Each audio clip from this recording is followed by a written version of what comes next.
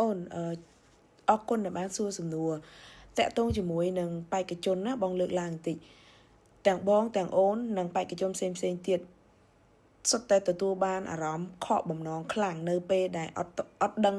មូលហេតុអត់ដឹងធ្លាក់ឬមួយក៏ជាប់ចានិយាយរួមសម្ភារឲ្យស្ងាត់ឈឹងហ្មង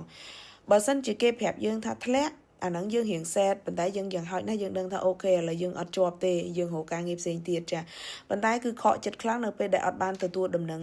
អីទាំងអស់ពីខាង recruiter ពីខាង HR របស់ក្រុមហ៊ុននឹងមួយចាជាទូទៅ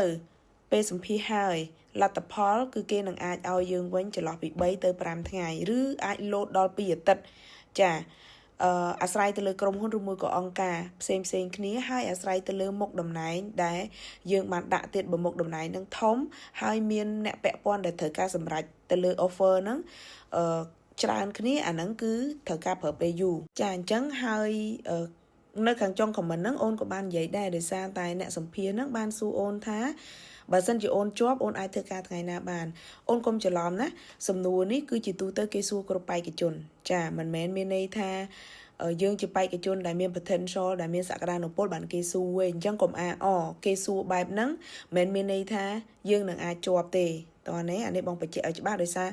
នេះជា perspective ពីខាង recruiter ព្រោះបងសួរគ្រប់គ្នាសួរគ្រប់បេក្ខជនផ្សេងទៀតទាំងអស់តកតងជាមួយនឹងថ្ងៃដែលគាត់អាចចាប់ផ្ដើមបានព្រោះថ្ងៃដែលចាប់ផ្ដើមធ្វើការបានហ្នឹងគឺជាកត្តាមួយដែលយើងអាចធ្វើការសម្រេចចិត្តឲ្យការងារហ្នឹងទៅបេក្ខជនមួយណាដែរហើយអូនសួរថាអាច follow up បានអត់អាច follow up បានអូនអាចសួរគេបានបើសិនជាអូនឆ្លាញ់ការងារហ្នឹងចង់បានការងារហ្នឹងគឺអាចសួរគេបានតកតងជាមួយនឹងរបៀបរបបក្នុងការសួរ message ក្នុងការសួរបងដាក់នៅក្នុង comment អូនអាច copy ឲ្យផាសបានណា